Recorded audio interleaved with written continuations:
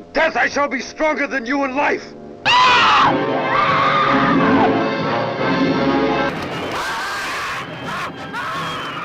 The Black Scorpion destroys communications. Hundreds annihilated.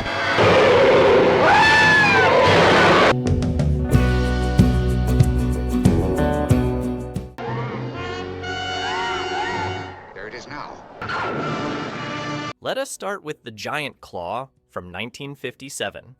This movie features something truly special.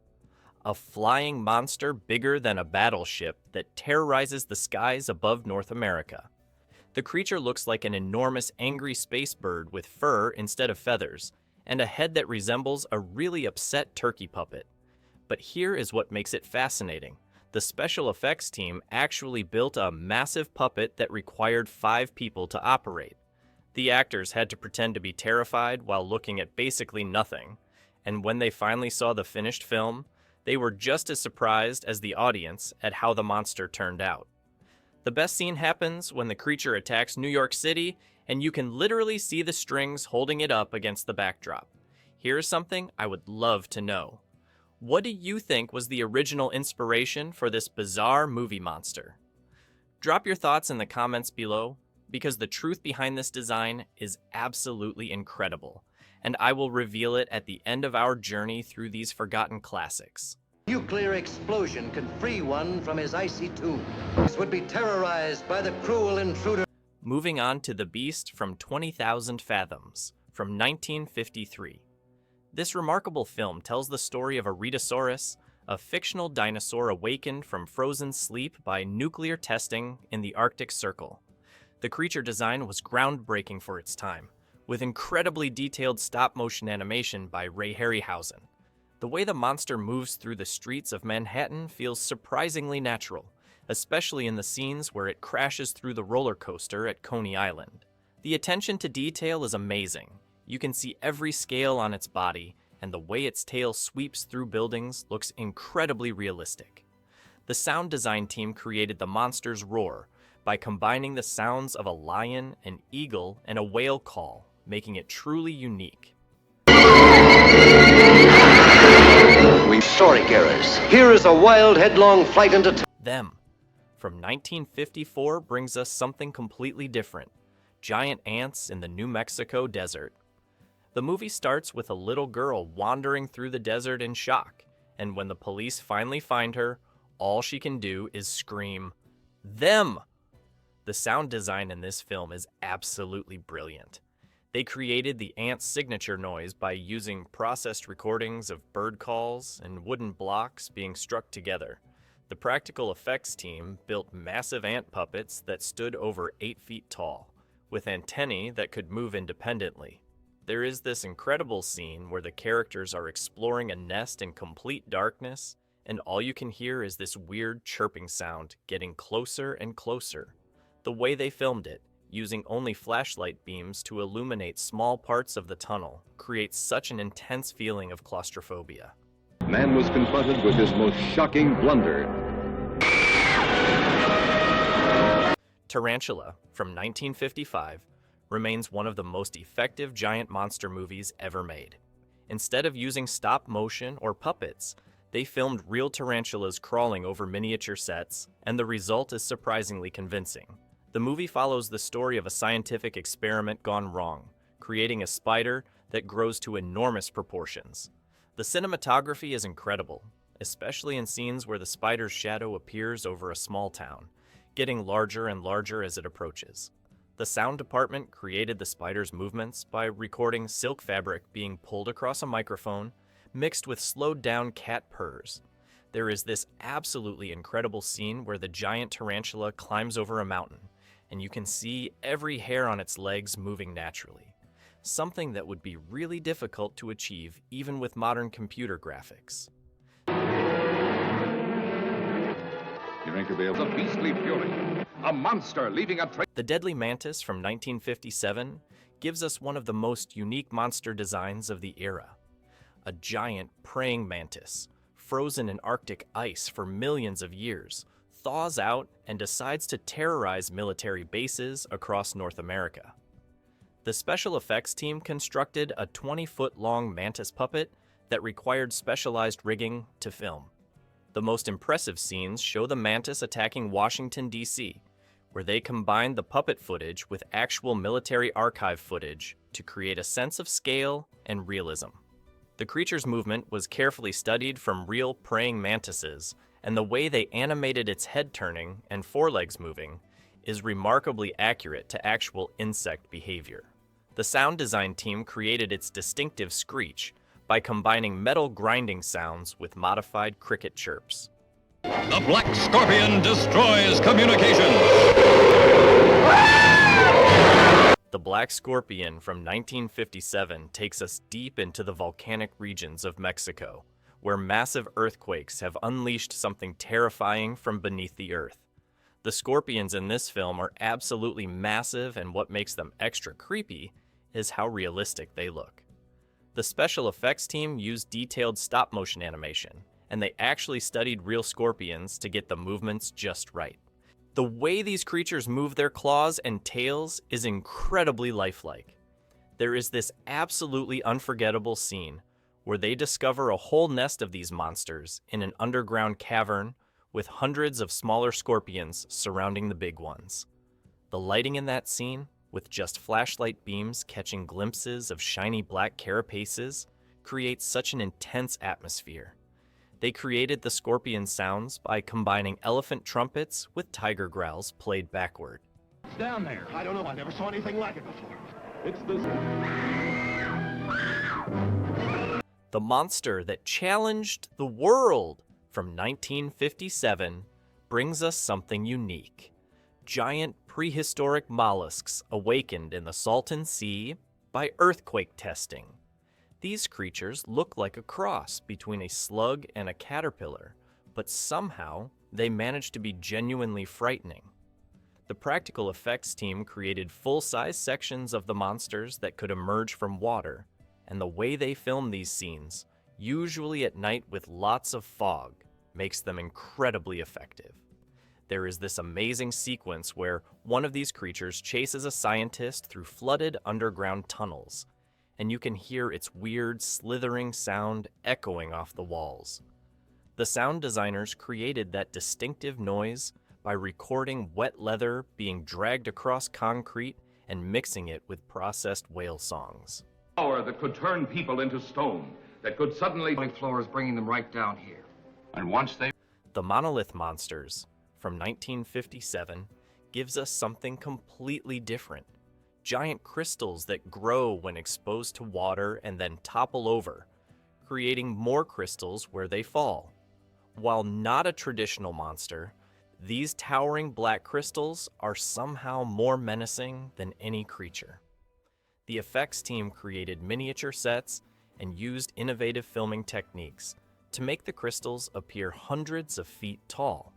There is this incredible sequence where a rainstorm causes an entire field of crystals to grow and collapse, like massive dominoes destroying everything in their path. The sound design is particularly effective, using recordings of breaking glass and falling rocks, slowed down and layered to create this otherworldly crashing sound that makes every crystal collapse feel massive and threatening. Here is nature gone mad, revealing... The Cyclops from 1957 takes us on an expedition into remote Mexico, where radiation has created a terrifying one-eyed giant. This movie hits different because the monster actually used to be human, and you can still see traces of humanity in its distorted face. The makeup effects are incredibly detailed, especially the massive single eye that seems to follow the characters everywhere they go. There is this haunting scene where the creature recognizes someone from its past, and for just a moment you see this flicker of recognition in that huge eye. The film uses a lot of forced perspective shots to make the giant seem truly massive, and they built partial sets at different scales to make the size difference believable. The sound team created the monster's voice by recording human screams and playing them at different speeds simultaneously. Chain reaction. A geometrical... The giant behemoth from 1959 brings us something like a radioactive take on the Loch Ness Monster terrorizing London. This massive aquatic dinosaur actually glows with radiation, and the effects team created this amazing bioluminescent effect using special lighting and paint on the stop-motion model. The scenes where it emerges from the Thames River are absolutely incredible, with steam rising from the water where its radioactive body makes contact. There is this unforgettable sequence where it walks through London streets at night, its body giving off this eerie blue glow that lights up the buildings around it. The sound designers created its roar by combining the sounds of elephant calls with the creaking of massive ship hulls under stress. Somebody was hurt. There's blood all over this thing. That doesn't make headlines. The giant Gila monster from 1959 might sound simple, but it is actually one of the more creative monster films of the era. Instead of using stop motion or puppets, they filmed a real Gila monster walking through miniature sets, and somehow it works brilliantly. The way they shot it, usually from low angles with careful lighting, makes this regular lizard look absolutely massive and threatening. There is this amazing scene where the monster derails a train, and they actually built a detailed miniature railroad for the sequence. The sound department created the creature's hiss by recording actual Gila monster sounds and mixing them with the sound of steam escaping from pressure valves. They can melt and fuse parts of the caverns, explode the materials contained Of the mighty Pacific, daring Attack of the Crab Monsters from 1957 might be one of the most creative monster concepts of the decade. These giant crabs do not just attack people, they absorb the minds of their victims and can speak using their voices to lure more victims. The crew filmed real crabs for reference and created massive mechanical crab claws that could actually snap and grab things. There is this incredibly tense scene where the survivors hear their missing friend calling for help, only to realize it is actually one of the crabs using their friend's voice. The way they film the crab scenes, usually in dark caves with water dripping everywhere, creates this claustrophobic atmosphere that makes everything more intense. The sound designers created the crab voices by recording normal human dialogue underwater and mixing it with clicking sounds. You know what? I have an eerie feeling that the baranga pursues its prey. From Hell It Came, from 1957, gives us something completely unique. A walking tree monster called the Tabanga. This creature starts as an executed tribal prince who is resurrected as a walking tree stump with a face, seeking revenge. The costume design is incredible in its own weird way, with this massive tree trunk body and a face that somehow manages to look both threatening and slightly sad. There is this amazing sequence where the Tabanga rises from its grave, with roots and vines slowly pulling away from its body as it stands up. The movement was created by a performer inside the suit, who had to practice walking with a specific swaying motion to mimic a tree in the wind. The sound team created its voice using processed recordings of creaking wood and deep tribal drums. I'm not leaving here, Mrs. Hawthorne, until I get the answers to the... Legged gator! Suspense that will... The Alligator People from 1959 takes body horror to a whole new level. The story follows people being transformed into human alligator hybrids deep in the Louisiana bayou. The makeup effects are surprisingly detailed and disturbing, showing the gradual transformation from human to reptile. The way they filmed it, using lots of shadows and fog in the swamp scenes, makes the transformations even more effective. There is this unforgettable scene where someone sees their reflection for the first time after the change begins, and the horror feels completely real. The sound department created unique voices for each stage of the transformation, starting with normal human voices that gradually acquire more reptilian characteristics. Exist when he's been deprived of everything he's ever known or loved? The Colossus of New York from 1958 brings us a different kind of monster, a 20-foot-tall robot with the brain of a brilliant scientist. What makes this one special is how they handled the robot's movements.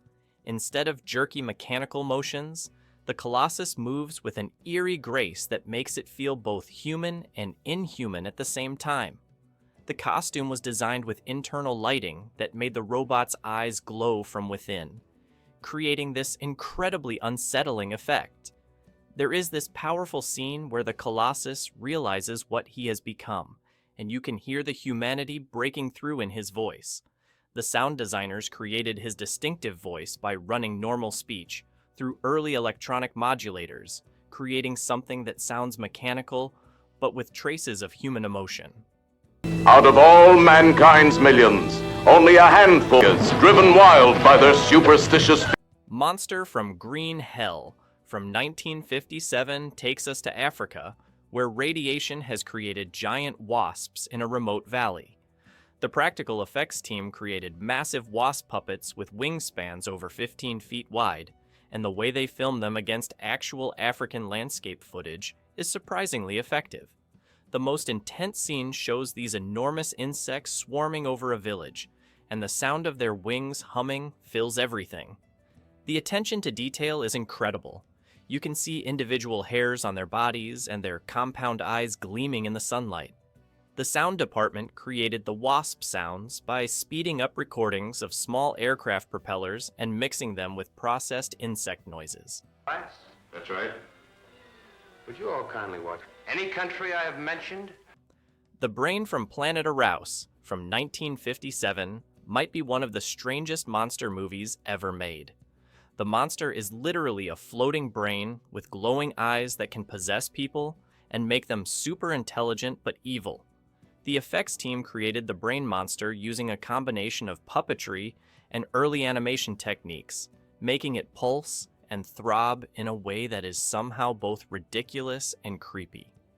There is this fantastic scene where the brain creature floats through an old desert house, casting weird shadows on the walls. The sound designers created its distinctive pulsing noise by recording heartbeats underwater and mixing them with electronic tones. Human element. Can man withstand the incredible? It was all up to the scientist and his beautiful assistant. The Cosmic Monster from 1958 brings us one of the most unique threats: invisible creatures that become visible only when struck by electricity. Set in the English countryside, these aliens appear as shimmering, translucent shapes that distort the air around them. The special effects team created this amazing visual effect using heat waves and special lighting techniques that were way ahead of their time. There is this incredible scene where a lightning storm reveals dozens of these creatures surrounding a small village. The way they filmed it, with the monsters appearing and disappearing with each lightning flash, creates this incredibly tense atmosphere. The sound department created the creatures' otherworldly noises by running various electronic sounds backward and adding deep bass rumbles. Creeping horror that hungers and thrives. The Crawling Eye from 1958 takes us high into the Swiss Alps, where something terrifying is hiding in the clouds. The monsters are basically giant floating eyeballs with tentacles, and somehow they manage to be absolutely frightening. The effects team created these creatures using a combination of puppetry and fog effects, making them appear and disappear in the mountain mist. There is this unforgettable scene where one of these eyes emerges from the fog right next to a climber's shelter. The tentacles were carefully articulated to move in this weird, underwater way that looks completely alien. The sound designers created the monster's sounds by manipulating recordings of wind through mountain passes and adding processed squid noises.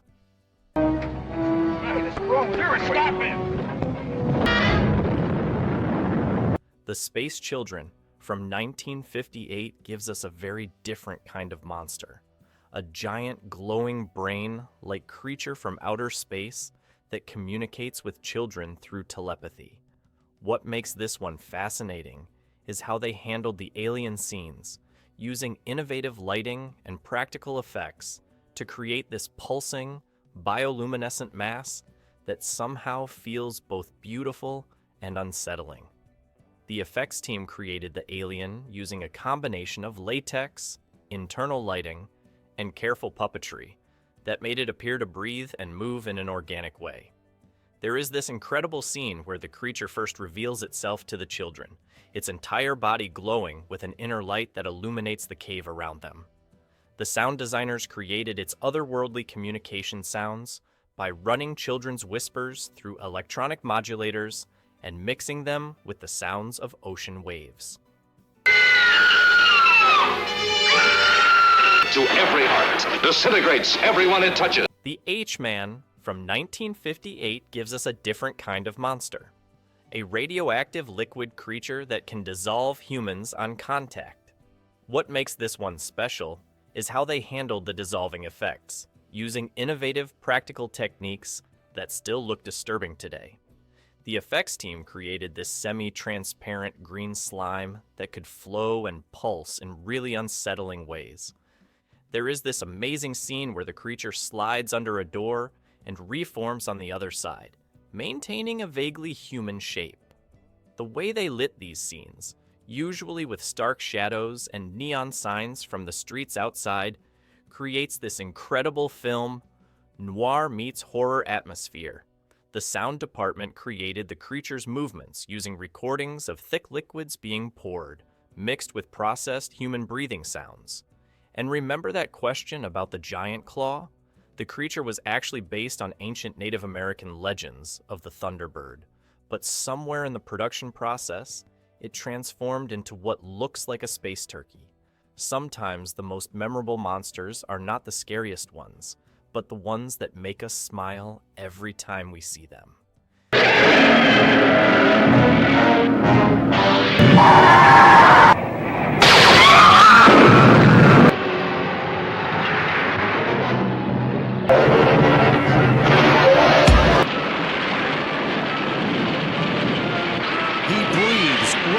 Mothra vs. Godzilla from 1964 brought together two of Japan's most iconic monsters in an epic battle that had us all cheering. The way Mothra's wings created massive windstorms while Godzilla's atomic breath lit up the night sky was pure movie magic. Those tiny singing twins calling out to Mothra added such a unique element to the story. The miniature work in this film was outstanding. You could see every detail in those tiny buildings as they crumbled. The sound design team outdid themselves. Mothra's chirps and Godzilla's roar became iconic sounds that everyone recognizes. The transformation from egg to larva to full-grown moth was incredible to watch. And that final battle, with Mothra's larvae stepping up to defend Earth, that's the kind of storytelling that makes these movies so special. The way they balanced action with character moments was truly ahead of its time.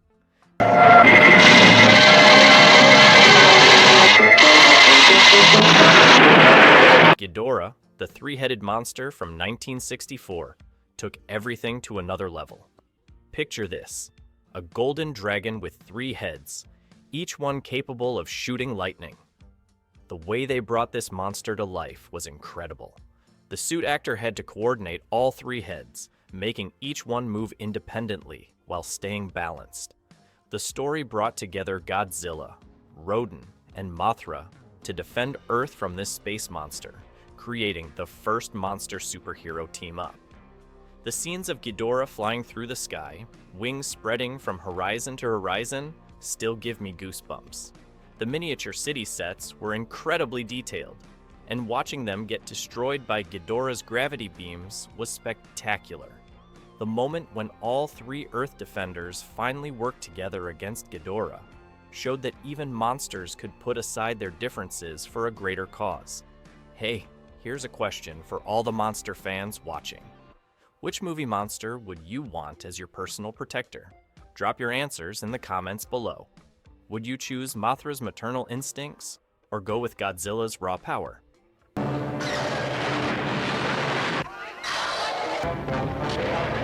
War of the Gargantuas from 1966 gave us something completely different.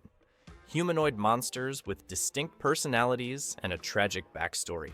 The story of 2 brother monsters, one brown and one green, fighting each other while humanity caught in the middle was surprisingly emotional.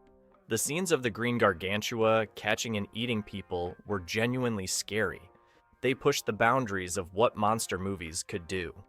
The attention to detail in the monster suits was amazing.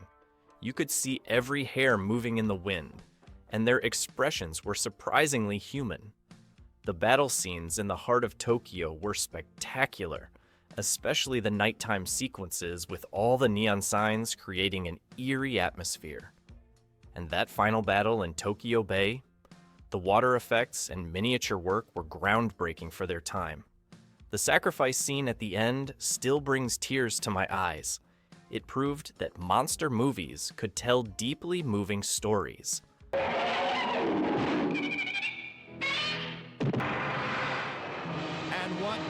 Monster Zero from 1965 took us to space with style.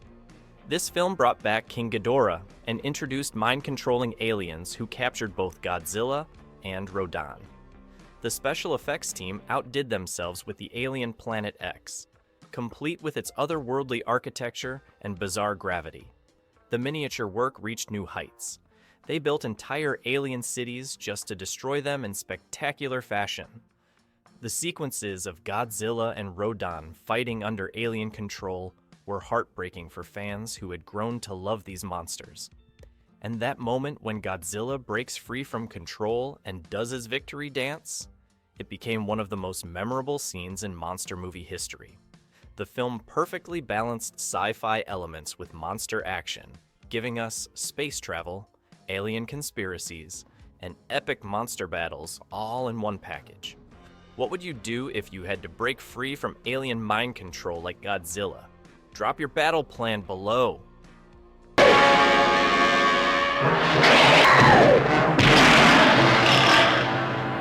Frankenstein Conquers the World. From 1965 was pure imagination unleashed on screen. Picture this. A boy with Frankenstein's immortal heart grows into a giant monster and battles other kaiju.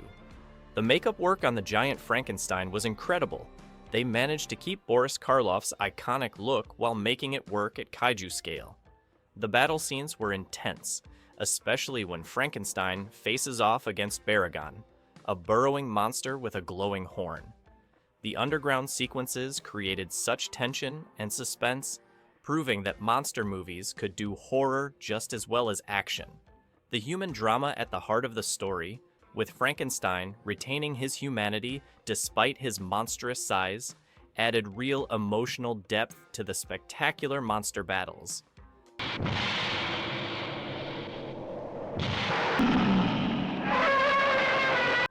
Gamera vs. Barugon from 1966 turned our favorite rocket-powered turtle into a serious character. This sequel gave Gamera a worthy opponent in Barugon, a monster with a freezing tongue and rainbow death ray. The effects team pushed themselves to new limits with the rainbow ray effects. It was like a deadly light show in every battle scene. The sequences of Gamera flying through the air, spinning like a flying saucer, were revolutionary for their time. And that final battle in the lake? The way they handled the water effects and monster fights created a sense of scale we had never seen before.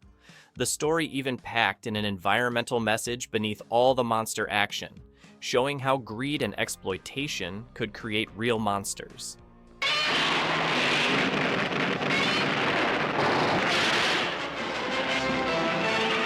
Ibira, Horror of the Deep from 1966, took Godzilla to a tropical island for an incredible adventure. The film mixed giant monster action with espionage elements as our heroes discover a secret military base. Ibira, the giant lobster monster, brought something new to the genre with its ocean-based battles. The underwater sequences were groundbreaking for their time. Watching Godzilla and Ibira grapple beneath the waves was like nothing we had seen before. The effects team created amazing miniature work for the island sets, complete with hidden bases and ancient ruins. The scene where Godzilla uses a giant boulder to play volleyball remains one of the most charming moments in monster movie history. The film proved that even after multiple appearances, Godzilla could still surprise and delight audiences in new ways. Which brother monster would you side with? The protective brown one or the savage green one? Let's debate in the comments.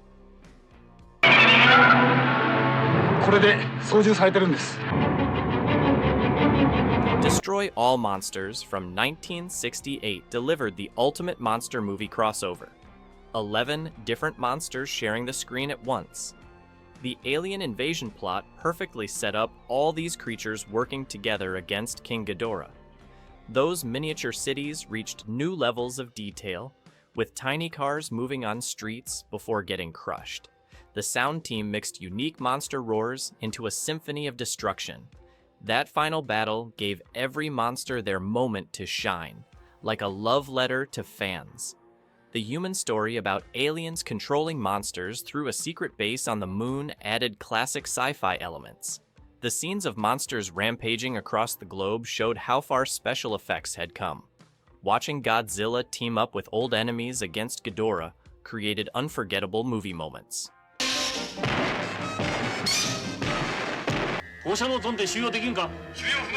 Son of Godzilla from 1967 gave us Godzilla as a father figure. The story of the King of Monsters raising and protecting Manila brought heart and humor to the series. The effects team created an adorable baby Godzilla that could still hold its own in monster battles. That tropical island setting allowed for incredible miniature work, with dense jungles and research facilities getting trampled. The scenes of Godzilla teaching Manila to use his atomic breath showed a softer side to the character. Those giant mantis monsters proved that smaller kaiju could still terrify. The father-son story touched viewers' hearts while delivering classic monster action. The final battle against a giant spider showed how far the series had come in mixing emotions with spectacle.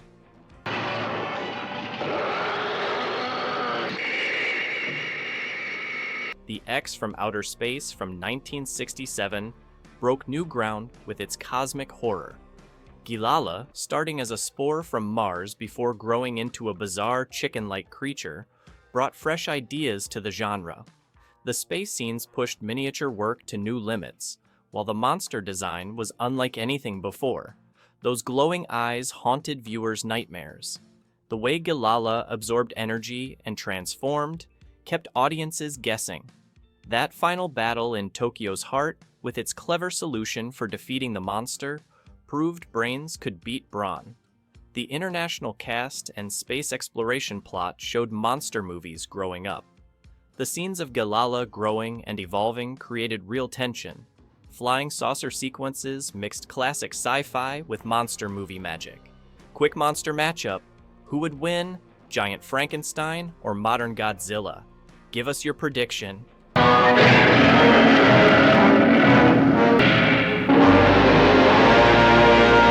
Varan the Unbelievable from 1962 brought us a unique aquatic monster. This prehistoric creature emerged from a remote lake to terrorize Japan with its gliding abilities and armored hide. The scenes of Varan gliding between mountains showed innovative special effects work, while the military battles featured detailed miniature tanks and jets. The lakeside village sets created perfect atmosphere for the monster's first appearance. Those sequences of Varan emerging from the water demonstrated creative practical effects. The final attack on Tokyo proved especially memorable with its detailed city miniatures. That climactic battle against the military's new chemical weapons showed these films could mix science with spectacle.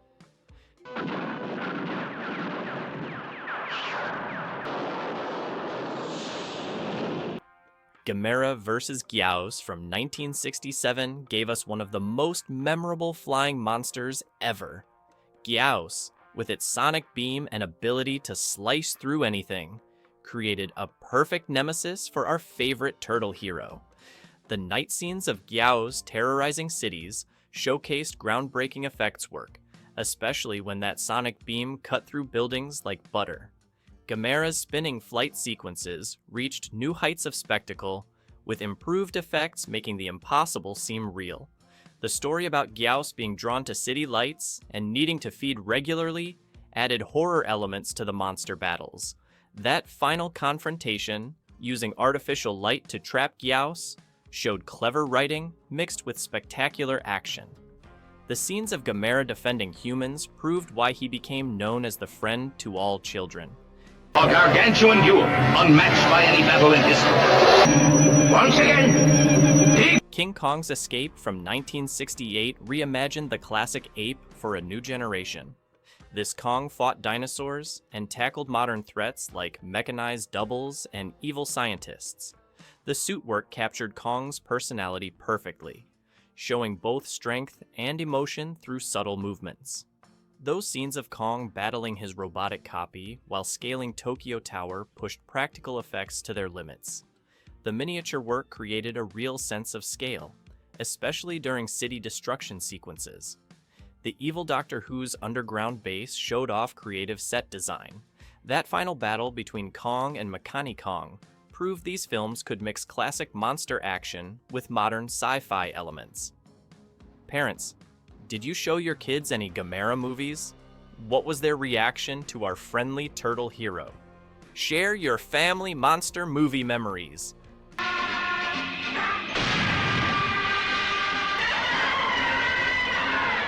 Gamera vs. Virus from 1968 showed our favorite turtle hero facing off against alien invaders.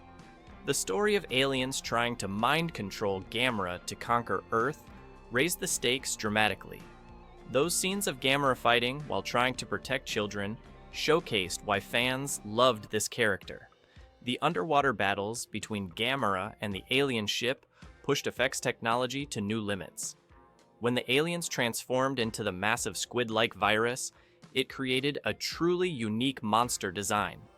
That climactic battle high above the city, with Gamera spinning and shooting fire while Virus used its spear-like head, showed incredible creativity. The bond between Gamera and the children proved these movies had heart beneath the spectacle. That kills everything it sees and hears. Look out. The giant Gila monster from 1965 brought hot rods and horror together in a unique American take on the genre. This story of a small town dealing with an oversized lizard created genuine suspense through clever practical effects.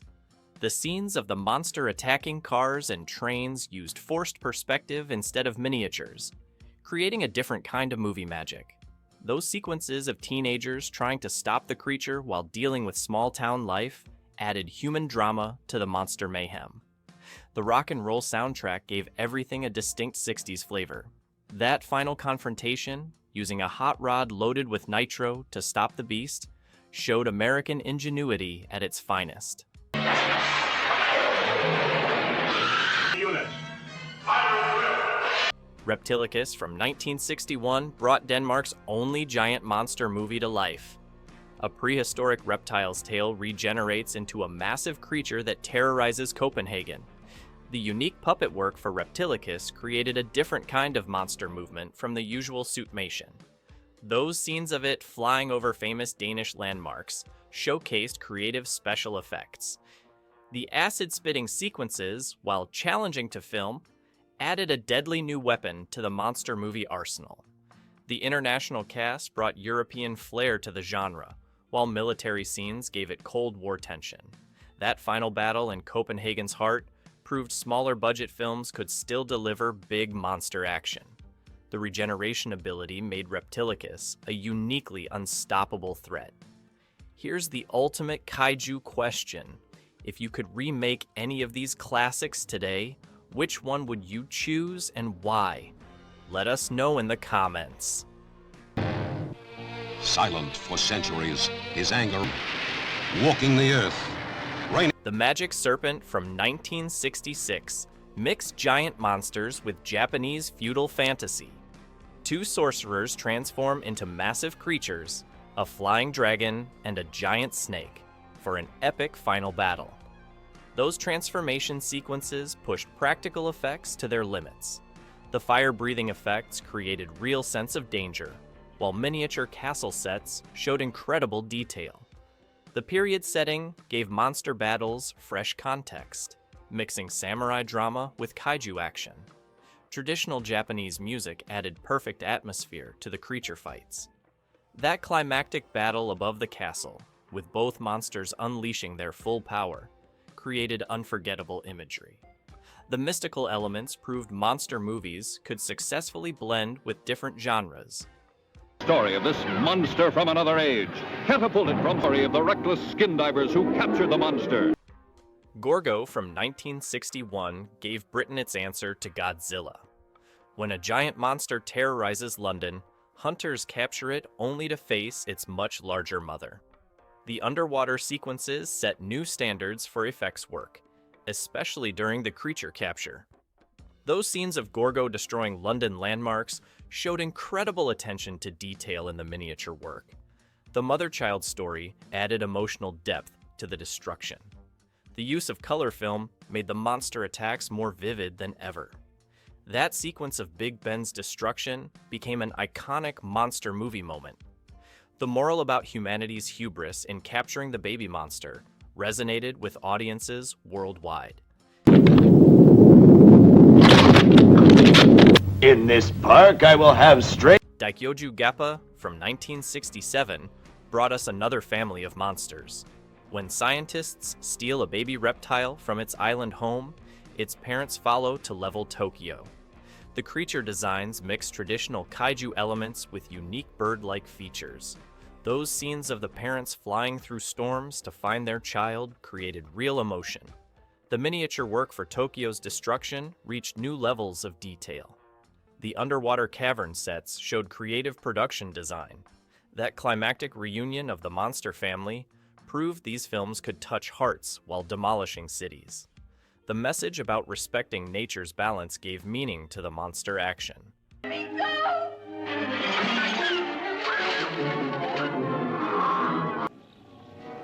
Konga from 1961 gave us Britain's take on the giant ape genre. A scientist uses a special growth formula to turn his chimpanzee into a massive gorilla. The scenes of Konga growing larger while rampaging through London showed innovative effects work. The combination of man-in-suit and puppetry techniques created unique monster movements. Those sequences of Konga crushing buildings and throwing cars demonstrated creative, practical effects. The final climb up Big Ben proved especially thrilling with its forced perspective shots. That climactic battle against the military showed how British monster movies could match their Japanese counterparts. The mad scientist story added classic horror elements to the giant monster formula. Time for a monster movie challenge. Can you name all 11 monsters from Destroy All Monsters? List them below and let's see who gets them all. 700 feet. Target. Right, helicopters into attack. Dogora from 1964 brought us a truly alien threat, a massive space jellyfish that feeds on carbon. The effects team created innovative visuals for the translucent monster, using practical effects and clever lighting. The scenes of Dogora absorbing coal and diamonds showed real creativity. The international cast and jewel theft subplot added spy movie elements to the monster action. Those sequences of Dogora floating through city skies created an eerie atmosphere. The final plan to defeat the creature using artificial wasp venom demonstrated clever scientific problem solving. That climactic battle proved monster movies could think outside the box.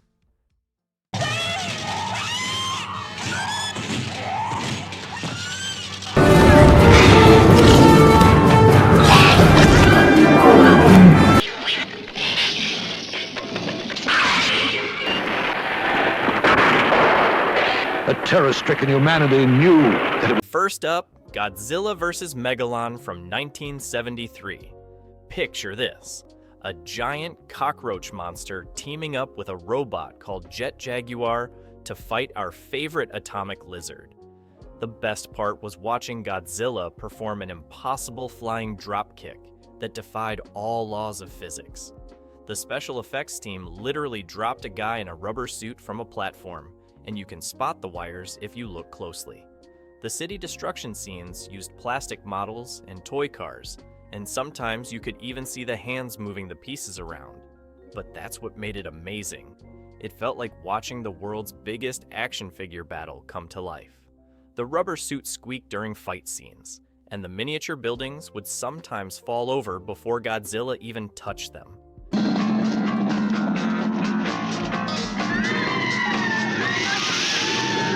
Queen Kong from 1976 is our next wild ride. Imagine taking the classic King Kong story and completely flipping it upside down. Instead of a giant male ape chasing a screaming woman, we got a massive female ape falling head over heels for a male model. The whole thing was packed with disco music, and the ape costume looked exactly like someone skinned their grandmother's living room carpet. There's this incredible scene where Queen Kong dances on top of Big Ben. You can literally see the cardboard buildings swaying in the wind. The special effects budget must have been about $12, but that's what makes it so special. The whole movie feels like a crazy fever dream, complete with random musical numbers and the weirdest romance scenes you'll ever witness in monster movie history. What's your favorite low-budget monster costume of all time? Drop your answer in the comments. Bonus points if you can spot the zipper in it.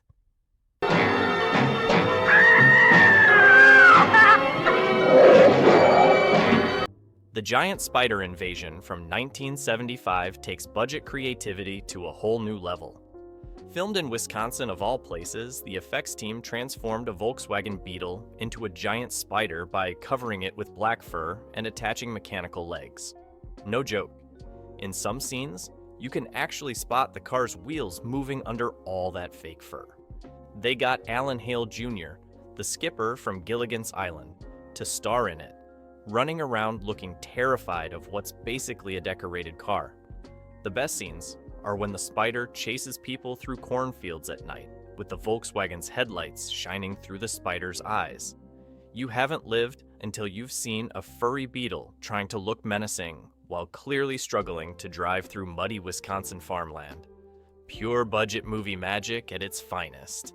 Hey monster fans, if you're enjoying these retro reviews, now's the perfect time to hit that subscribe button. Now let's dive into our next creature feature.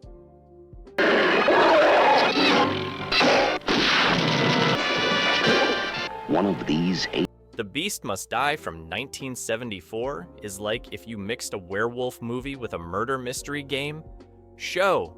They actually stopped the film near the end for a werewolf break, where the audience gets 30 seconds to guess who the werewolf is. The werewolf costume looks like they just took a big dog costume and added some extra fur, and every time it attacks, the camera goes all shaky to hide how fake it looks. My favorite part is watching these serious actors in turtlenecks and fancy suits trying to act suspicious while a guy in a furry costume lurks in the background. The best scene is when they chase the werewolf with fancy cars. You can totally tell it's just a stunt guy in a fur suit running through the woods while they play dramatic chase music.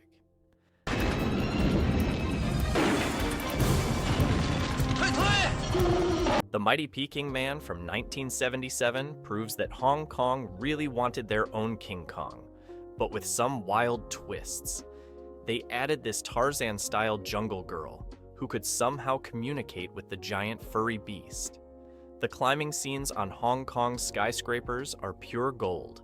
You can literally see the toy buildings wobbling in the wind.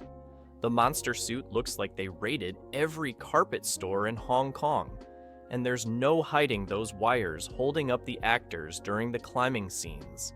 My favorite part is when the monster picks up a car. You can spot the exact moment they switch from a real car to a toy model. The miniature city sets are incredibly detailed though, even if they do shake every time someone walks past the camera. Tell me in the comments, if you could remake any of these movies today, which one would you pick and what modern effects would you use? 20 demons trapped in a dark subterranean cavern, its frozen fury preserved in suspense. Time for some scientific monster action with Trog from 1970. You won't believe this, but Hollywood legend Joan Crawford's final movie has her playing a scientist who discovers a defrosted cave monster.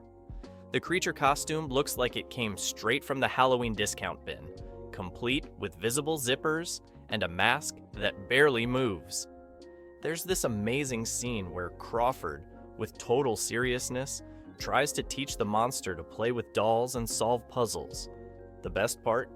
Every time the monster gets angry, you can see the actor's real neck under the mask.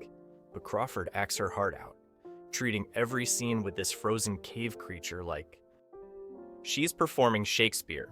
The whole thing is shot like a serious science documentary, which makes it even more entertaining. Its rampage.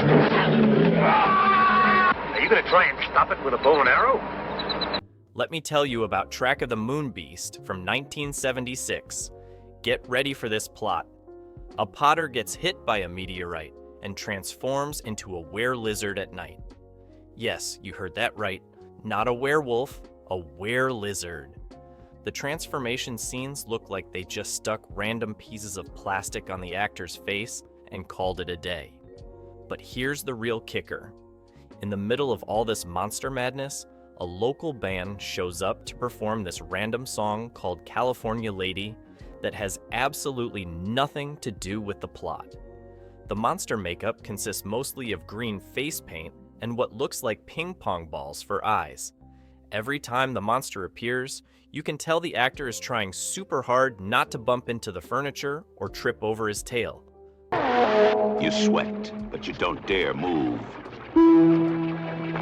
Squirm from 1976 brings us killer worms. After a power line falls during a storm, regular earthworms turn into bloodthirsty monsters. The special effects team literally used thousands of real worms, dropping them on screaming actors through hidden tubes. There's this incredible scene where worms start coming out of a shower head. They basically just stuffed worms into the pipes and turned on the water. The best part is when the worms start burrowing into people's faces, which they created using oatmeal and spaghetti mixed with fake blood. You can sometimes spot the crew members throwing handfuls of worms into the shot. Every time someone opens a door or window, worms rain down like some kind of wiggly waterfall. The actors had to spend hours covered in real worms. Now that's dedication to their craft. See their primitive mating rites, the ordeal of the virgins. Creatures the World Forgot from 1971 is Hammer Studios' take on prehistoric monster movies. They filmed it in the African desert with actors wearing the most ridiculous caveman wigs you've ever seen. The monsters are basically just guys in furry suits meant to be prehistoric beasts, but they look more like shag carpets with teeth glued on.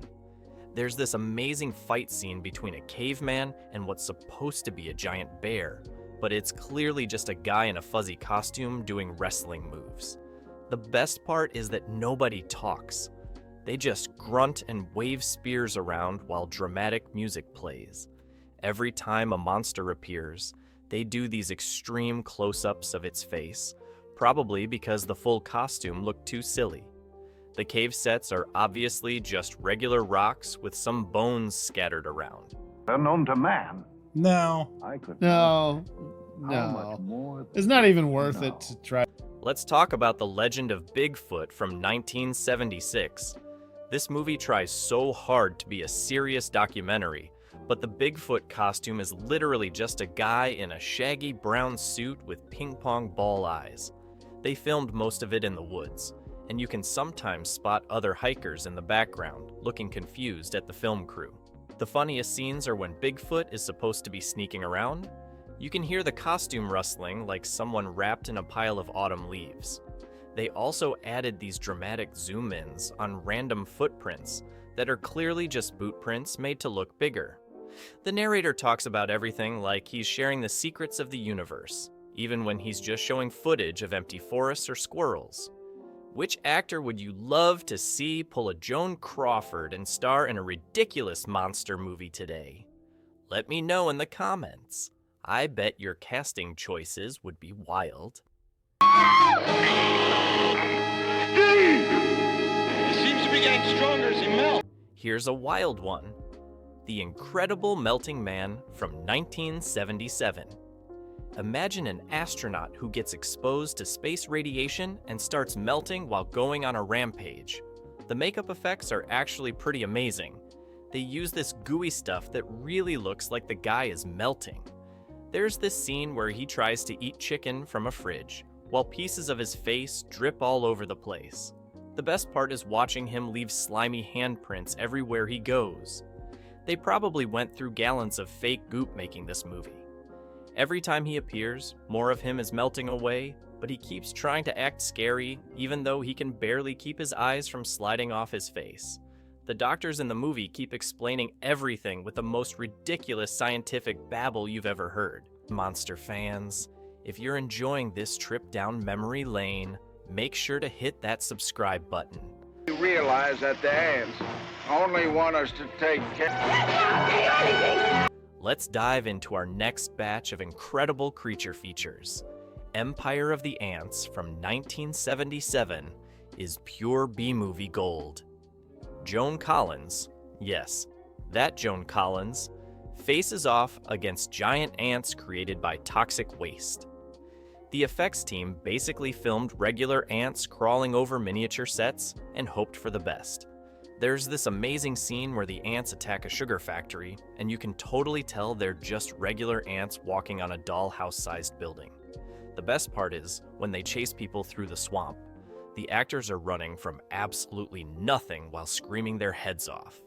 Sometimes the ants change size dramatically between shots, going from car-sized to building-sized in seconds. But my favorite moment is when they try to make the ants look menacing by filming them in slow motion while playing scary music. Ralph Meeker. Ida Lupino.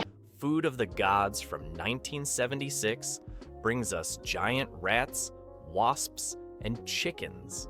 They filmed all the giant animal scenes by building tiny sets and using regular animals, then trying to make them match up with the full-sized sets. The rats are clearly just regular rats filmed up close, running around miniature houses made to look full-sized. There's this hilarious scene where giant wasps attack, and you can see the fishing line holding them up. The best part is the giant chicken attack. They basically threw rubber chickens at the actors while playing chicken sounds in the background. Every time the monsters appear, the camera goes all shaky, probably to hide how small everything really is, but that's what makes it so fun to watch. Tell us about your local TV station's monster movie show from back in the day. What was your favorite memory of watching these kinds of films? Share your nostalgia in the comments.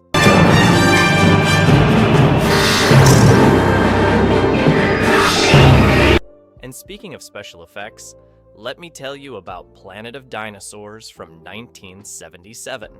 This movie stranded astronauts on a planet full of stop-motion dinosaurs that actually look pretty decent. The dinosaur animation is surprisingly good, but everything else is hilariously low budget. The spaceship looks like it's made from cardboard and Christmas lights, and the alien landscape is clearly just regular California with some weird plants added. The best scenes are when the actors have to pretend to run from dinosaurs that weren't there. Sometimes they look in completely different directions. There's this great moment where a T-Rex attacks their camp, and you can see the cardboard rocks bouncing when people bump into them. Twine men in her arms. They wanted love, desires. Of course. Night of the Cobra Woman from 1972 is absolutely wild. A woman gets bitten by a magical cobra and starts transforming into a snake person who needs to absorb youth from victims to stay young. The transformation scenes are something else. They basically just put green makeup on the actress and had her stick her tongue out a lot. There's this incredible scene where she sheds her human skin, and you can totally tell it's just a mannequin covered in rubber. The cobra effects are clearly just regular snakes filmed really close up, and sometimes you can spot the snake wrangler's hands in the shot. My favorite part is when she hypnotizes people. The actress just stares really intensely while they play this weird flute music.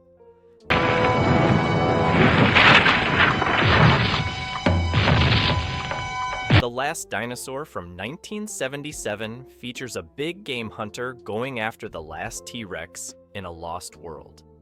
They clearly spent most of their budget on the dinosaur suit, which actually looks pretty good until it has to move. Every time the T-Rex walks, you can see the actor inside shuffling along trying not to trip. The Lost World sets are obviously just a regular forest with some plastic plants added, and the cave scenes were filmed in what looks like someone's basement with papier-mâché rocks. There's this amazing scene where the T-Rex fights a tank, and you can tell the tank is just a painted cardboard box with tracks drawn on it. But the actor in the dinosaur suit really gives it his all, stomping around and roaring like he's having the time of his life. Loving these monster movies? Smash that subscribe button, and let's dive into our final batch of incredible creature features.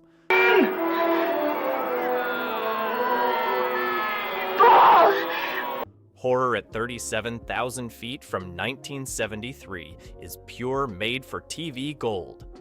William Shatner fights an invisible demon on a plane. You can't make this stuff up. The monster is literally just wind effects and people getting thrown around by obvious stunt wires. The best part is watching Shatner dramatically react to absolutely nothing while fake smoke swirls around. There's this amazing scene where the demon attacks the cargo hold, and it's just boxes flying around on strings while the actors point and scream. They try to make it scary by playing weird howling sounds and flickering the airplane lights, but you can totally see the stagehands shaking the plane set to make it look like turbulence.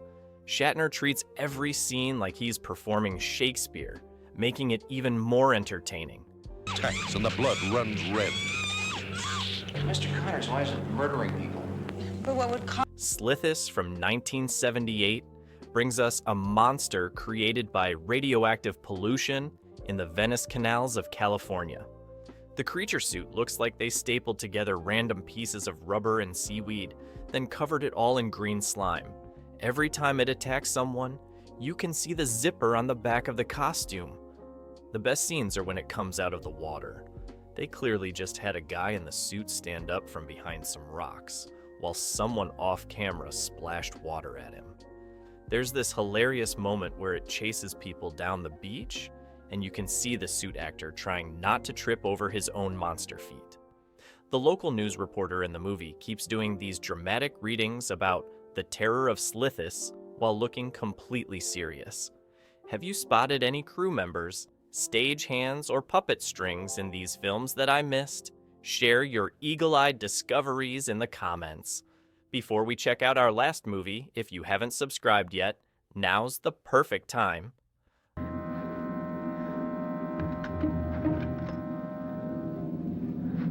Our final creature feature is Snow Beast from 1977.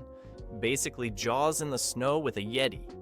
They filmed this at a real ski resort, and you can sometimes spot actual skiers in the background looking confused at the film crew. The Yeti costume is clearly just a white gorilla suit with some extra fur glued on, and they never show it clearly because it looks so ridiculous.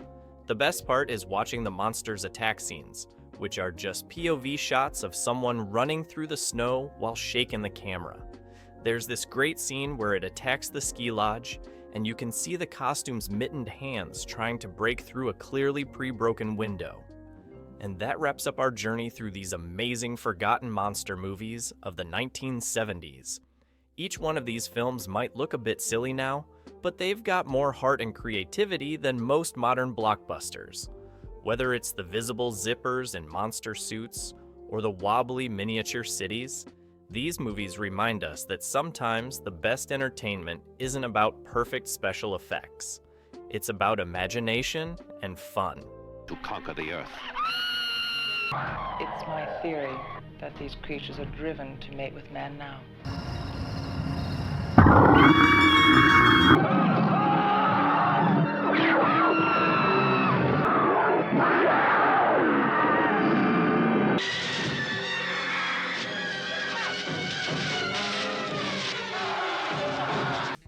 Cue the Winged Serpent, 1982.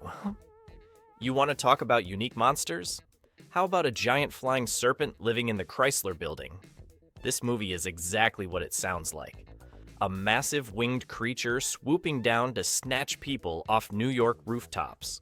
Michael Moriarty plays this small-time criminal who discovers the monster's nest, and instead of telling anyone, he tries to profit from it. Classic 1980s, thinking right there. The special effects might look a bit dated now, but the way they shot the flying scenes still holds up. They used this clever mix of stop-motion animation and practical effects. The best part? The monster's screech? It sounds like a mix between an eagle and a subway train screeching to a halt. Every time I hear that sound in New York, I still look up, just in case.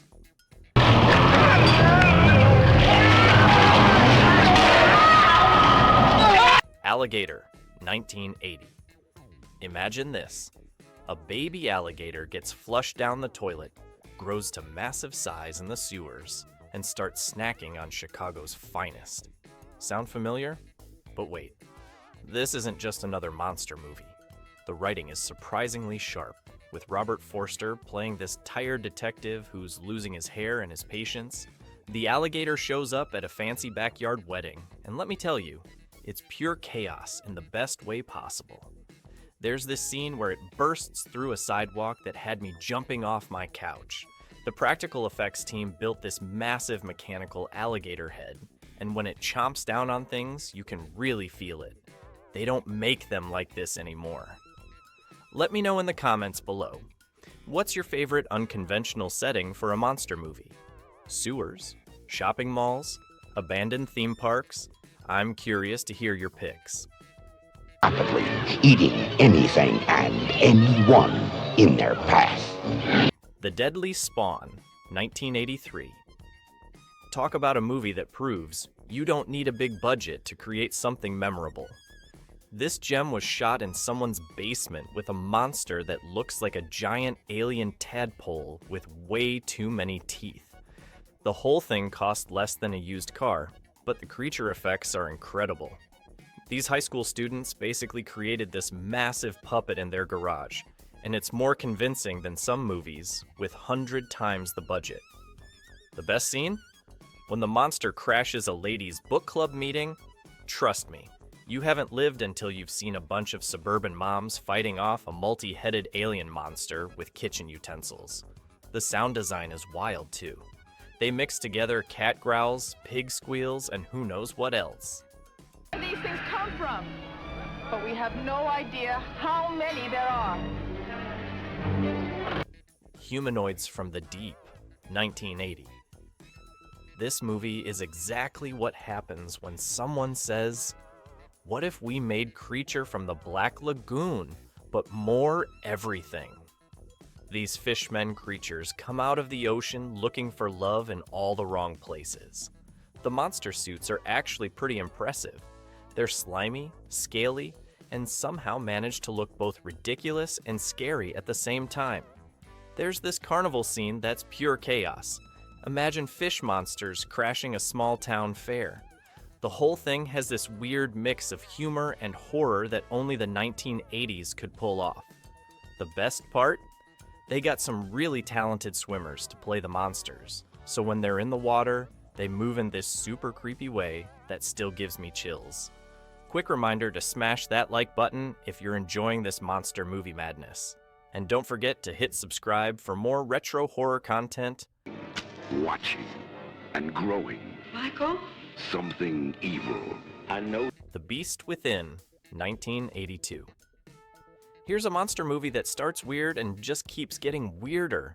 Imagine being a teenager and finding out you're turning into, well, something. The transformation scene in this movie is legendary. It's like watching someone play with silly putty, but the silly putty is alive and angry. The sound effects for the transformation sound like someone put a microphone inside a bowl of mac and cheese and started stirring it really slowly. Paul Clemens plays this poor kid who's changing into something that looks like a giant cicada crossed with a horror movie reject, and somehow he makes you feel sorry for him. The practical effects team must have gone through gallons of fake slime to make this work.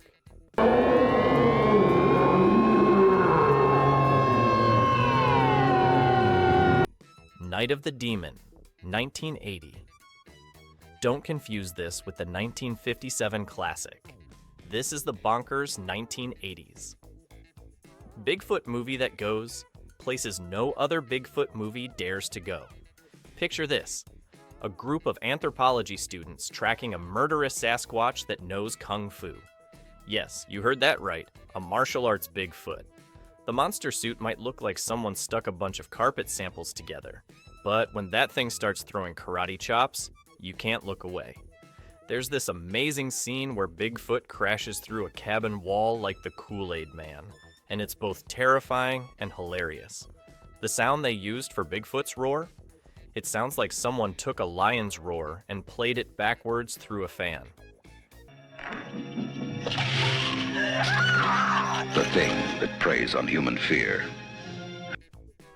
Without warning, 1980.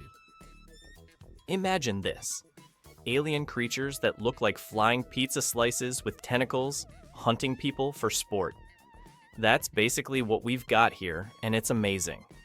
Jack Palance and Martin Landau show up to chew scenery and fight aliens, and honestly, what more could you want? The best part is these weird organic frisbees that the aliens throw. They're like living weapons that stick to people with their tentacles. The sound effects for these things sound like someone playing a rubber band in slow motion. There's this great scene in a bar where one of these creatures just splats right onto someone's face, and the reaction from the other customers is priceless. The whole movie feels like a fever dream in the best possible way.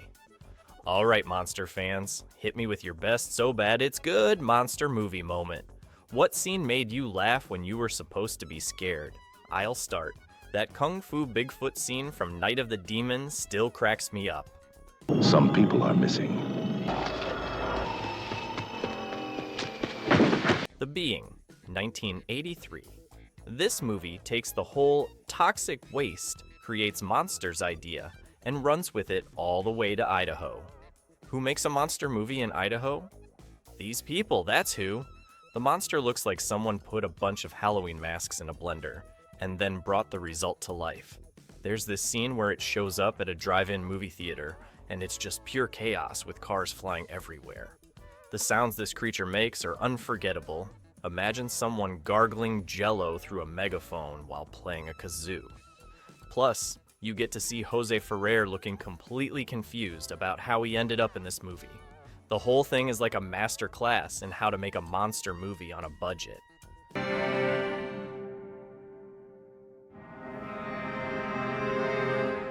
Forbidden World, 1982.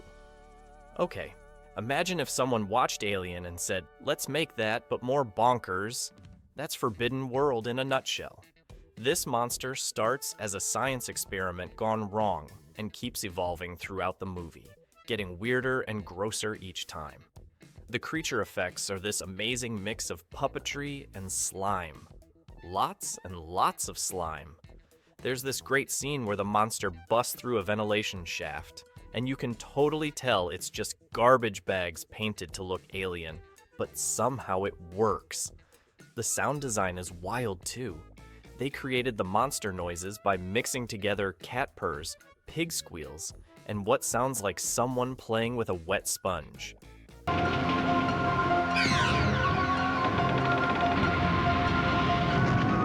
The Boogans, 1981.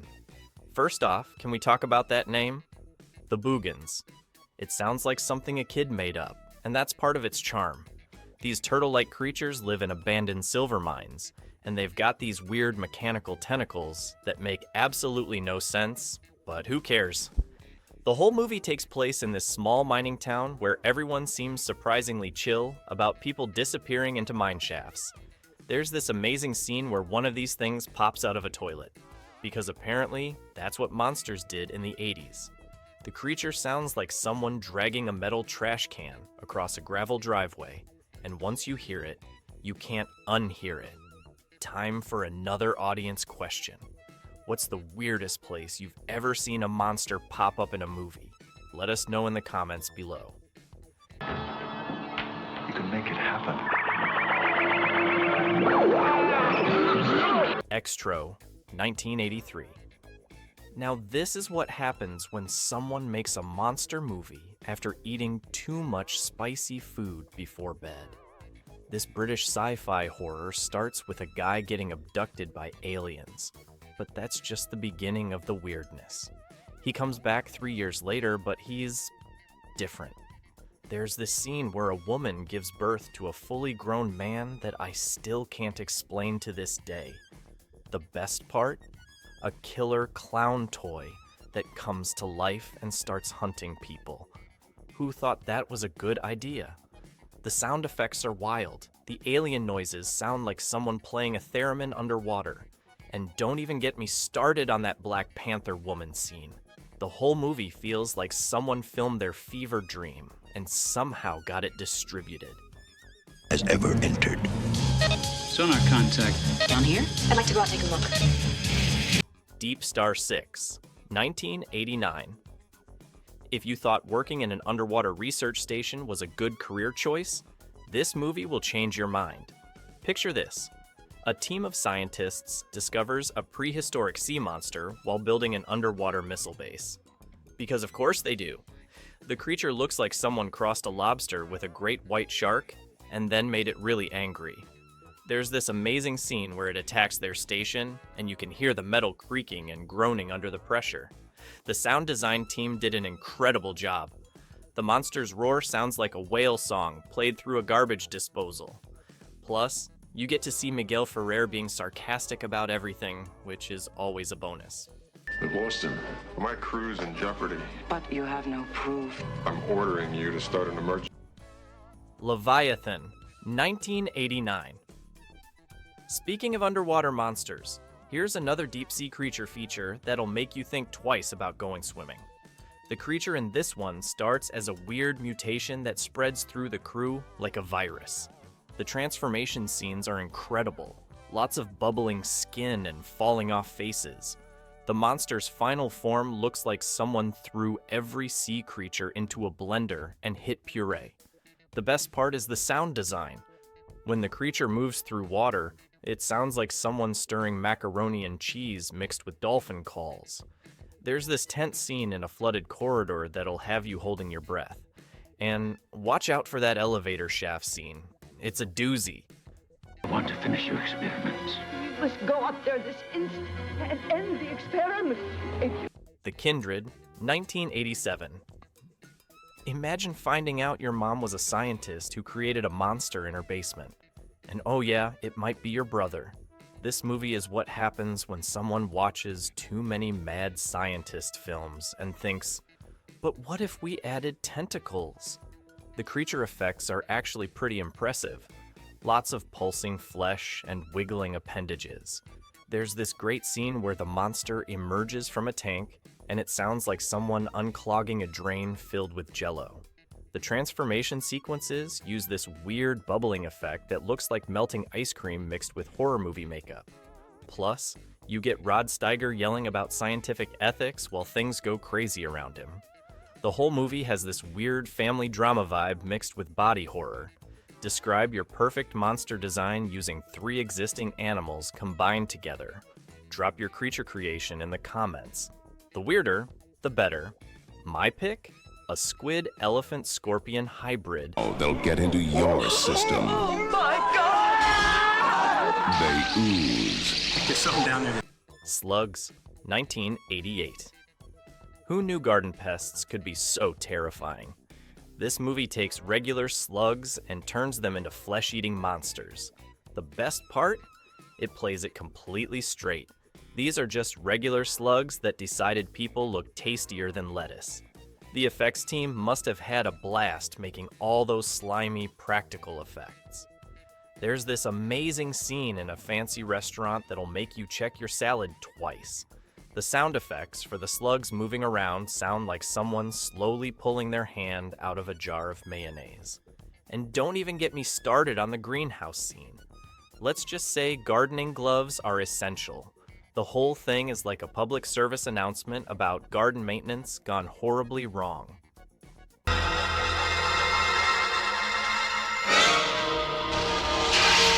The Nest, 1988. Think cockroaches are bad?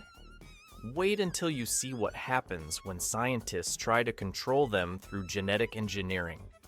These roaches don't just scurry away when you turn on the lights. They fight back, and they're smart too. The effects team went all out, using thousands of real cockroaches mixed with mechanical ones for the close-ups. There's this scene in a kitchen that'll make you never want to eat out again. The sound design is incredible. They recorded actual cockroaches walking on different surfaces and amplified it. It sounds like someone spilling rice on a metal sheet, but way creepier. The best part is when the roaches start combining into bigger roaches, because apparently, regular cockroaches weren't scary enough. What's the most unexpected place a movie monster could attack? We've seen sewers, space, and the ocean. Give me somewhere totally new in the comments.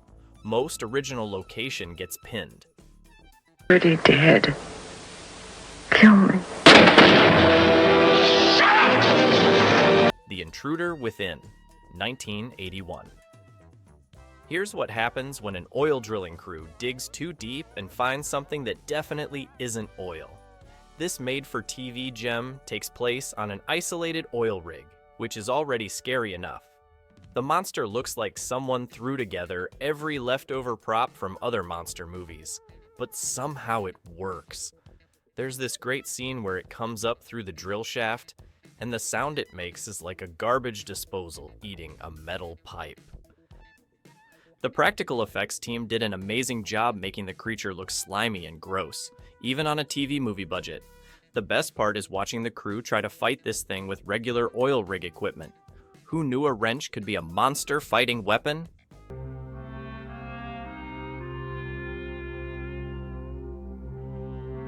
Scared to Death, 1980. Don't let the generic title fool you. This movie is anything but generic. We've got a monster that looks like someone crossed a praying mantis with a motorcycle gang member. The creature design is actually pretty cool, with these mechanical parts mixed with organic elements. There's this incredible scene in an empty subway station that'll make you think twice about late-night train rides. The sound department went all out. The monster's screech sounds like a car brake mixed with an electric guitar feedback. And can we talk about that sewer chase scene? The whole thing was shot in actual storm drains, which adds this crazy level of claustrophobia. Plus, the monster has these glowing eyes that look like someone stuck flashlights into ping pong balls. What was that?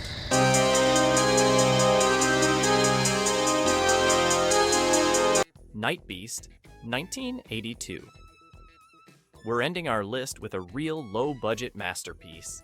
This movie proves you don't need a big budget to create something memorable. An alien crash lands in a small town and starts causing havoc with its laser gun. Yes, you heard that right. A monster movie with laser guns.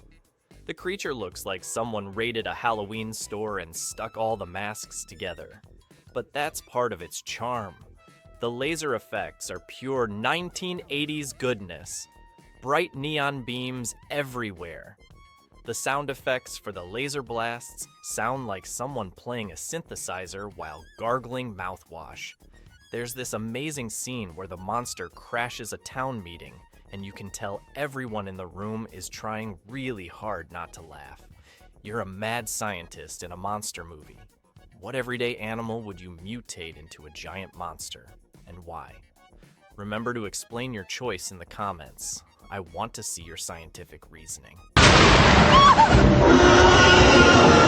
And your entire civilization will be destroyed. Are they alive? No one knows. They make themselves now. The mosquito, all right, I'm positive.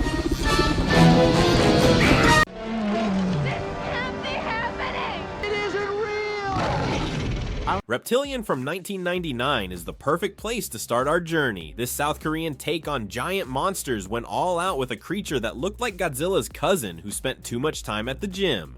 The monster showed up in Seoul and just decided to redecorate the entire city, one building at a time. The best part? They filmed most of the destruction scenes in broad daylight, which made the rubber suit look extra special. But you know what? That's exactly what made it amazing. The destruction scenes were pure chaos, with buildings crumbling left and right and people running around screaming their heads off. The monster had this weird roar that sounded like a vacuum cleaner fighting with a tuba, and I absolutely love it. Every time I watch it, I notice something new and hilarious. Destruction beyond imagination. Next up is Mandroid from 1993, and trust me, this one is a wild ride. Picture this: a scientist creates a robot that ends up going completely bananas and growing to the size of a skyscraper. The special effects budget was probably about the same as my lunch money, but they still managed to make it work. The robot looked like someone wrapped their dad in tinfoil and said, "Go crush that cardboard city." But there's this one scene where Mandroid picks up a car and tries to eat it like a sandwich that's just perfect. They even gave the robot these weird glowing eyes that looked like someone stuck flashlights behind red jello. The best part was the scientist who created Mandroid spending the whole movie yelling, "My creation, what have I done?" while running through obviously miniature streets. Pure gold. What's your favorite forgotten monster movie from the 90s? I bet there's some wild ones we missed. Drop them in the comments below and tell us why they're awesome. Project Gargantua from 1998 takes us deep into the Arctic Ocean, where apparently a giant octopus whale thing decided to wake up and cause trouble. The CGI looks like something made on a computer running Windows 95. But that's not even the best part. The monster has this weird habit of roaring like a lion, even though it's supposed to be a sea creature. Every time it pops out of the water, it sounds like someone recorded a cat being woken up from a nap and amplified it by 1,000. The scientists in the movie spend half their time looking through binoculars and saying things like, "That's impossible," while the monster is literally right behind them. My favorite scene is when it tries to be sneaky and hide behind an iceberg that's clearly smaller than it is. Classic 90s monster logic. What is this? They found a way to bring back dinosaurs.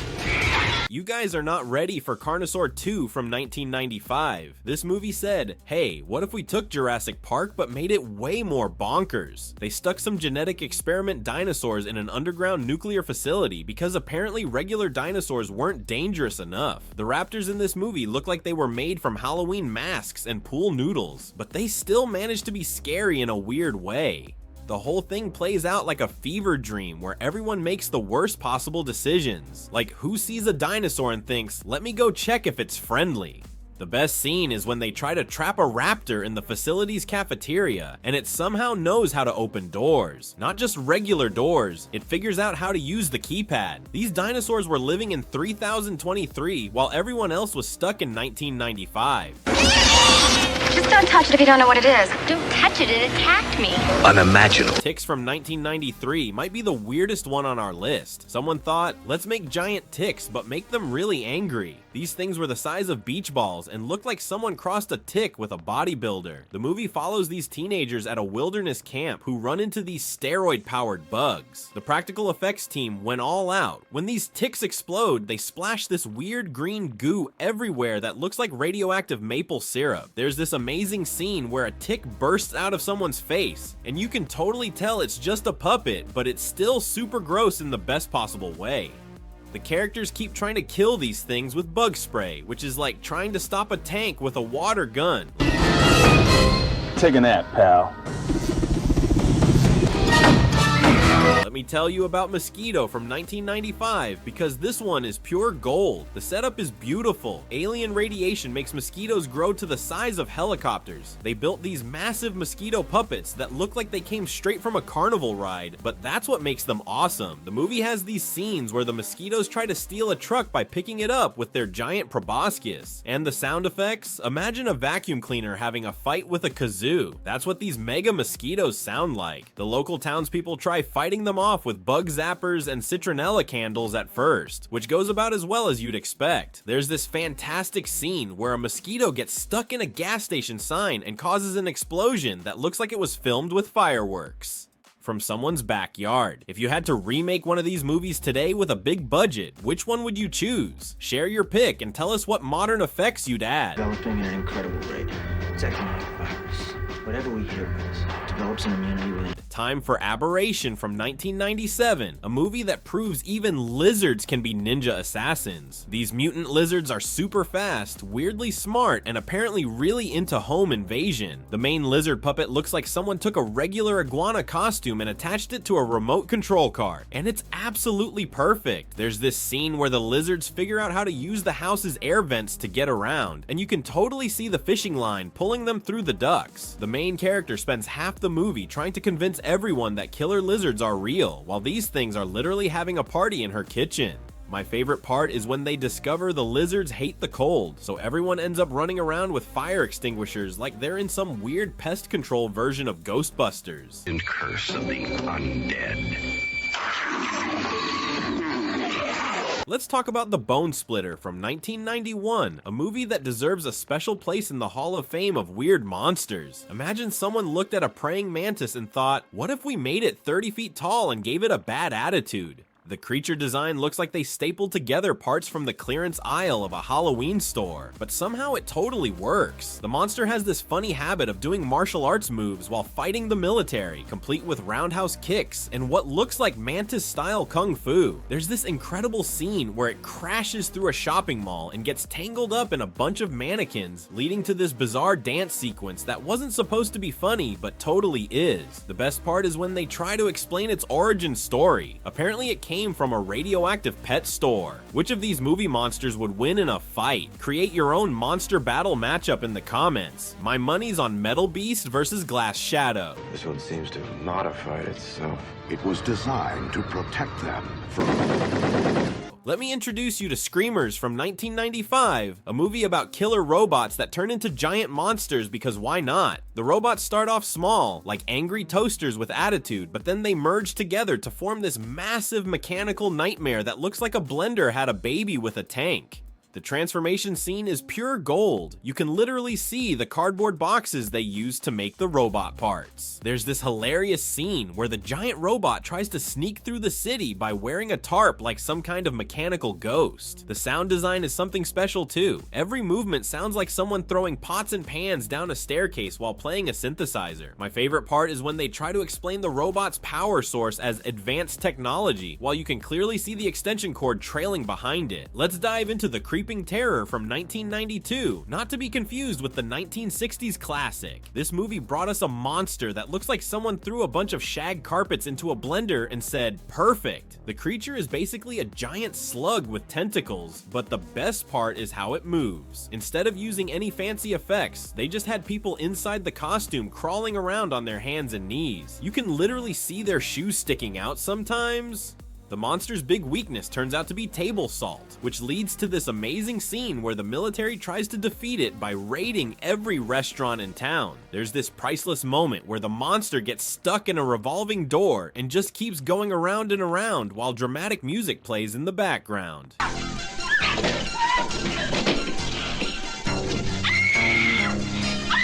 Next up is Metamorphosis from 1997, where science goes horribly wrong in the most entertaining way possible. A scientist tries to cure diseases by mixing human DNA with various animals, and surprise, surprise, it creates a monster that keeps changing shape. One minute it looks like a giant rabbit, the next it's part lizard, then suddenly it's got tentacles. The transformation scenes are incredible. You can see the zippers on the costumes, and sometimes they just switch between different rubber suits mid-scene. The funniest part is when the creature gets confused about what it wants to be and ends up looking like a walking zoo gift shop. There's this scene where it tries to climb a building but keeps changing forms halfway up, dropping rubber body parts all over the place. Citizens of Earth, beware!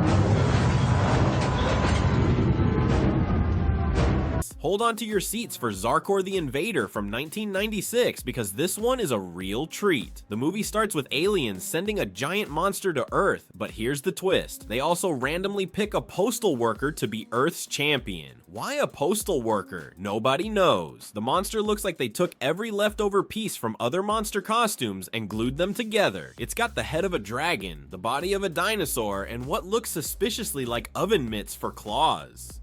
The best scene is when Zarkor gets stuck between two buildings because its costume is too wide, and they try to play it off like it's an intentional battle strategy. The postal workers' solution to save the world involves certified mail, which is exactly as ridiculous as it sounds. What's the worst special effect you've ever seen in a monster movie? Share your story below, bonus points if you can find a movie worse than Mosquito's helicopter scene.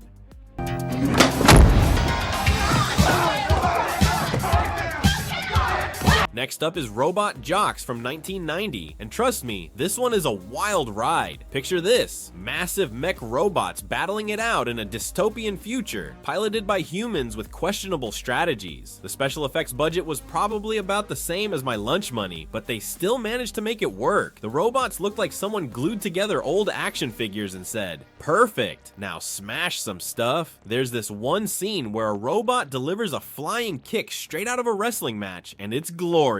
The best part, the cheesy pilot rivalry where the lines are delivered with all the intensity of a daytime soap opera. Pure gold. What's your favorite forgotten monster movie from the 90s? I bet there's some wild ones we missed. Drop them in the comments below and tell us why they're awesome. Protectors of the planet. Purple Sticky Punch, or hemp, is an excellent source. Biodome Terror from 1997 takes us deep into a self-contained ecosystem where scientists accidentally create a mutant plant creature. The CGI looks like something made on a computer running Windows 95, but that's not even the best part. The monster has this weird habit of mimicking human voices, which leads to several scenes of characters yelling, "Who's there?" at what is obviously a giant carnivorous plant. My favorite scene is when it tries to be sneaky and hides among regular plants, despite being about 10 feet tall and glowing green. Classic 90s monster logic. My God. Let me tell you about Island of the Mutant Crab from 1994, because this one is pure gold. The setup is beautiful. Scientists on a remote island accidentally mutate crabs into gigantic carnivorous monsters. The practical effects team went all out with these oversized crab puppets that looked like they were made out of papier-mâché and old tires.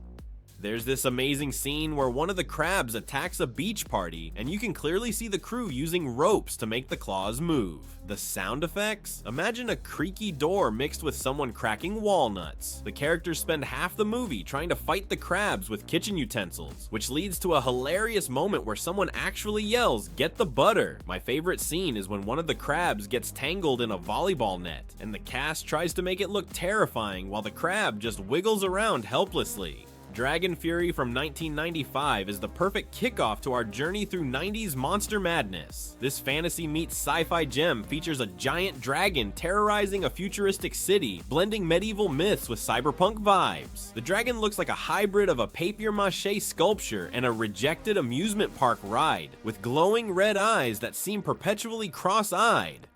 The destruction scenes are absolutely chaotic, with the dragon using its tail to knock over miniature skyscrapers like they're bowling pins.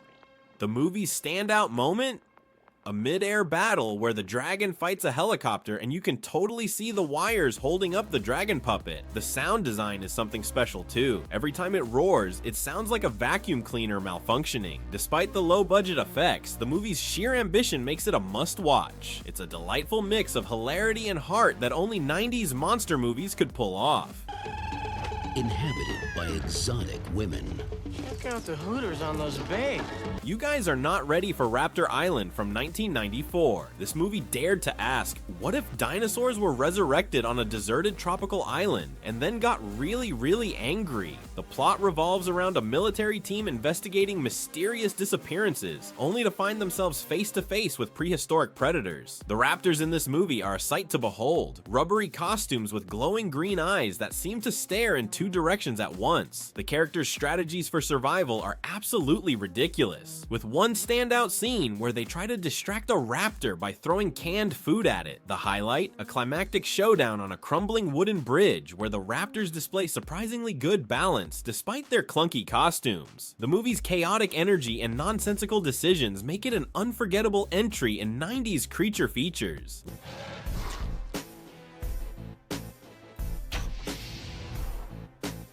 Let me tell you about Predator Island from 1996, a movie that took Dinosaurs Meet Disaster movie to a whole new level. In this one, a secret military experiment goes wrong on a remote island, unleashing genetically modified predators that are part dinosaur, part alien. The creatures look like someone mixed a T-Rex with a xenomorph, complete with glowing claws and a tail that's way too long for any practical purpose. The highlight of the film is a scene where one of the creatures infiltrates a military bunker and manages to use a keypad with its oversized claws, proving even monsters can have a tech-savvy side. The team's plan to stop the creatures, lure them into a volcano naturally. The CGI is gloriously bad, with explosions that look like they were done with clip art, but that just adds to its charm. It's Jurassic Park meets a fever dream, and honestly, I know it's alive. And you guys just stepped right. Remote detonator. Should be able to detonate from inside the house. And for our final monster masterpiece, we've got to talk about Deep Freeze from 1992. Picture this. Scientists in Antarctica discover a frozen woolly mammoth, but plot twist, it's actually an alien that just happens to look exactly like a mammoth made of rubber. The creature design is absolutely priceless. It looks like they took a carnival elephant costume and stuck it in a freezer for a few days.